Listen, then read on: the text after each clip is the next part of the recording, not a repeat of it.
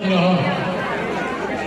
मैं इस बात को मानता हूँ कि पापा जहाँ कहीं भी हैं वो अपना आशीर्वाद दे रहे हैं और उन्हीं की वजह से आज लड़ने की ताकत मुझे इतनी मिली है और आप लोगों का आशीर्वाद इतना मिला है कि आज की तारीख में चिराग पासवान और लोक जनशक्ति पार्टी रामविलास बिहार की सबसे बड़ी ताकत उभर कर है।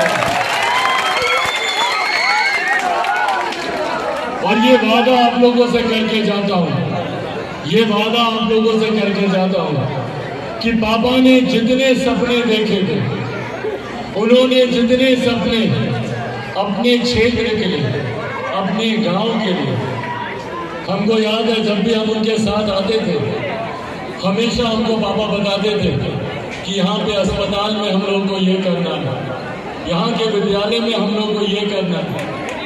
हर बात वो हमको हर बात कहते थे।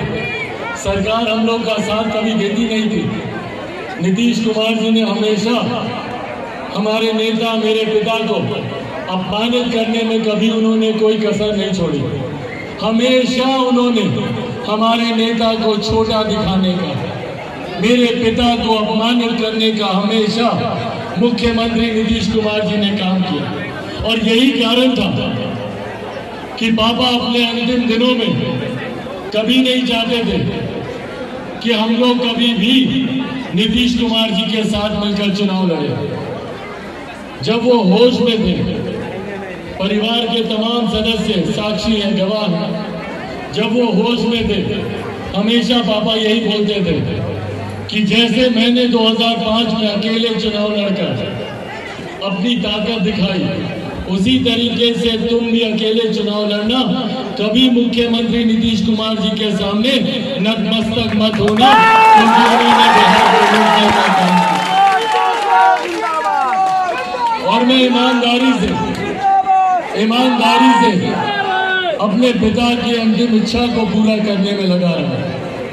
और ऐसे में परिवार में ही कुछ ऐसे लोग आए जो मेरे पिता के अपमान को भूल गए और उन्हें नीतीश कुमार विकास पुरुष लगने लगे।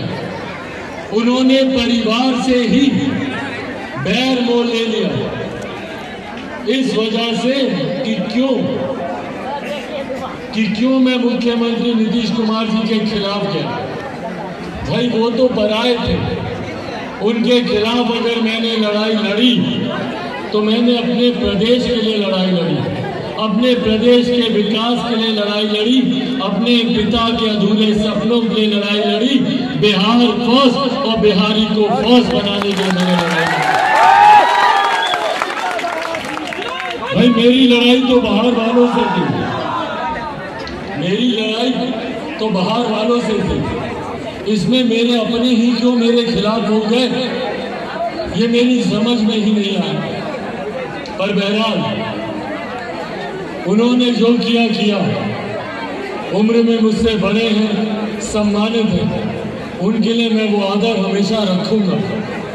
पर उन्होंने जो बर्ताव मेरे परिवार के साथ किया, जिस वक्त मेरी बहनों को, मेरी माँ को सबसे ज्यादा जरूरत थी, उस वक्त वो लोग हमारे साथ खड़े नहीं रहे। और तो और मेरे नेता को लेकर, मेरे पिता को लेकर जितने वादे उन्होंने किए, किसी वादे पर वो खरा नहीं हुआ। मैंने अपने पिता के जाने के बाद, और ये मेरा उत्तरदायित्व बनता है, मेरी तमाम बहनें, मेरे बहनोई, मेरे भांजे भांजी सब चाहते थे कि हमारे नेता, मेरे पिता की प्रतिमा बिहार के कोने कोने में लगे। मैं खुद चाहता हूं भैया, वो मेरे पिता हैं सिर्फ इसीलिए ही नहीं, उन्होंने पूरे बिहार प्रदेश के लिए, पूरे देश के लिए उन्होंने 50 साल से ज्यादा अपना जीवन समर्पित किया। हम लोगों का फर्ज बनता है कि अपनी आने वाली पीढ़ी को हमारे नेता आदरणीय रामविलास पासवान जी के बारे में हम लोग समझा कर जाए, सिखा कर जाए। कल को हमारा भगना भगनी, उसका बच्चा बच्ची जब पूछेगा कि भैया नाना कौन थे, उनकी प्रतिमा यहाँ पर अभी देखेगा तो पूछेगा कि नाना ने क्या किया। तो हम लोग उनको कम से कम बता तो पाए अगली पीढ़ी को कि उनके नाना ने, उनके दादा ने, उनके चाचा ने पूरा जीवन समर्पित किया ताकि हमारा समाज, हमारा क्षेत्र, हमारा प्रदेश आगे बढ़ सके। निरंतर वो लड़ाई लड़ते रहे। जिस जिस विभाग में गए उस विभाग में कैसे गरीबों की सेवा हो इसका उन्होंने कार्य किया। ये मोबाइल फोन जितना आज का लड़का लोग हाथ में लेके घूम रहा है, जितना लोग वीडियो रिकॉर्ड कर रहा है मोबाइल से, भैया किसका देन है? ये किसका देन है? हमारे नेता आदरणीय रामविलास पासवान जी का देन है। उनको नहीं बर्दाश्त था कि मोबाइल फोन अमीरों की जागीर बन के रहे। जब वो संचार मंत्री बने उस वक्त उन्होंने ठाना कि एक दिन ऐसा आएगा जब ये मोबाइल फोन बैगन के भाव बिकेगा, हर रिक्शा वाला, हर ठेला वाला के हाथ में।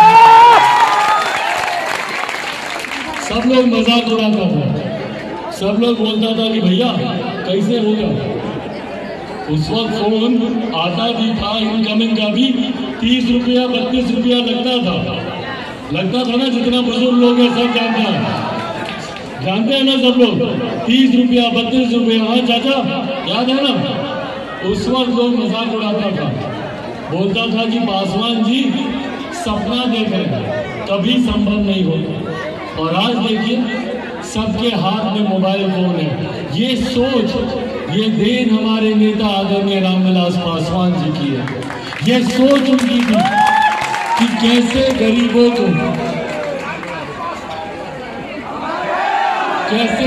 की मदद की जा सकती। आज अगर मेरे पिता अपनी चिंता करते, अपने स्वास्थ्य की चिंता करते तो शायद आज वो हम लोग के बीच होते। पर मुझे याद है जब उनका स्वास्थ्य बिगड़ रहा था, पापा ने अस्पताल जाने से मना कर दिया। बोले कि नहीं, अभी समय नहीं है अस्पताल जाने का। क्यों समय नहीं है? क्योंकि उस वक्त लॉकडाउन लगा हुआ था। दूसरे प्रदेशों से बिहार, उत्तर प्रदेश के लोग पैदल सैकड़ों हजारों किलोमीटर चलकर आ रहे थे। याद है ना सबको कैसे सब पैदल चला था। बच्चा लोगों को बस्ते पर बैठाकर, बस्ता खींच कर लोग पैदल हजारों किलोमीटर चला था। ये तस्वीरें देखकर पापा इतने विचलित हुए, इतने परेशान हुए कि उन्होंने अस्पताल जाना तो मना किया ही किया, पूरा मंत्रालय अपने घर पे बुला दिया। उस वक्त लॉकडाउन लगा हुआ था, मंत्रालय बंद था। तमाम अधिकारियों को उन्होंने घर पे बुलाया, घर पे बैठाकर दिन रात लगकर, ना सुबह का खाना ना रात का सोना, बिना किसी बात की परवाह चिंता किए हुए दिन रात कैसे गरीबों की मदद हो। उनको चिंता थी कि भैया जो लोग पैदल चल रहे हैं वो 2 वक्त की रोटी कैसे खाएगा, 2 वक्त का अनाज कैसे मिलेगा, राशन कैसे मिलेगा। उस वक्त उन्होंने प्रधानमंत्री गरीब जन कल्याण अन्न योजना का निर्माण किया। अगले दिन सुबह उठते ही प्रधानमंत्री नरेंद्र मोदी जी को फोन किया, उनसे मिलने उनके दफ्तर गए और वहीं पर अपने सामने उन्होंने इस योजना की घोषणा की, जिसके तहत आज भी पूरे देश में 81 करोड़ लोगों को मुफ्त में राशन मिल रहा है। ये सोच